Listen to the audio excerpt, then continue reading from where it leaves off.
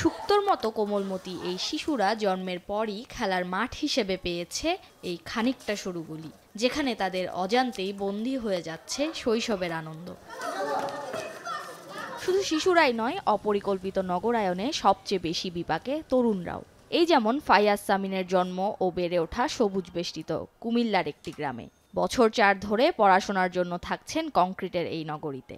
নগরীর এমন ঘিঞ্জি পরিবেশের কারণে তার মানসিক বিষণ্ণতা যেমন আছে, তেমনি দিন দিন কমছে কাজের প্রতি মনোযোগ। খোলামেলা পরিবেশ নাই, মেসে থাকি, মেসে আলো বাতাস পাই না, মাঠেও আসলে তেমন একটা যাওয়া হয় না, অ্যাটেনশন স্প্যানও কমে যাচ্ছে, সোশ্যাল মিডিয়ায় বেশি টাইম যায়, মোবাইলে বেশি সময় যায়, গেম খেলি, পড়ালেখায় মন দিতে পারি না। বসবাসের অযোগ্য এই মেগা সিটিতে দিন দিন বেড়ে চলেছে বসতবাড়ির সংখ্যা, তবে তার ঠিক সাথেই কমে আসছে বাড়িগুলোর আয়তন।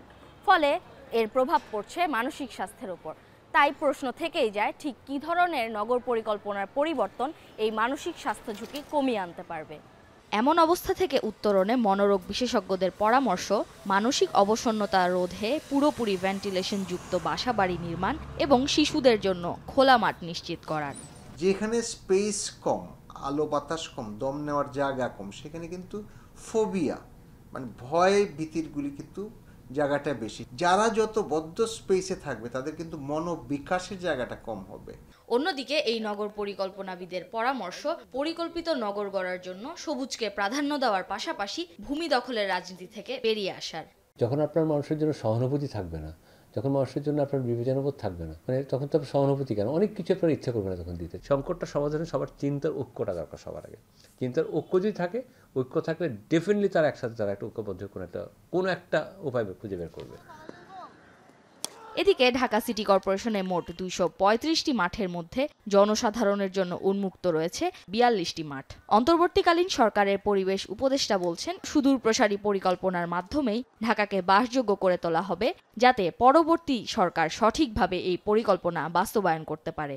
রাজুকের পক্ষ থেকে একটা উদ্যোগ নেওয়া হয়েছে লিভেবল ঢাকা বলে। সেখানে বিভিন্ন পেশাজীবী কে দায়িত্ব দেওয়া হয়েছে নগরের এক একটা সমস্যার সম্পর্কে তাদের রিপোর্ট দেওয়ার জন্য। আমরা পরিকল্পনাটা এমনভাবে করব আর কাজটা এমনভাবে শুরু করে দেব যাতে পরবর্তী যে সরকার আসে সে সরকার এই কাজটা নিয়ে এগিয়ে যেতে পারে।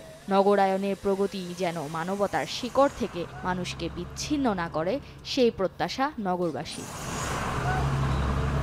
তাজফিহা উখরোজ, এখন, ঢাকা।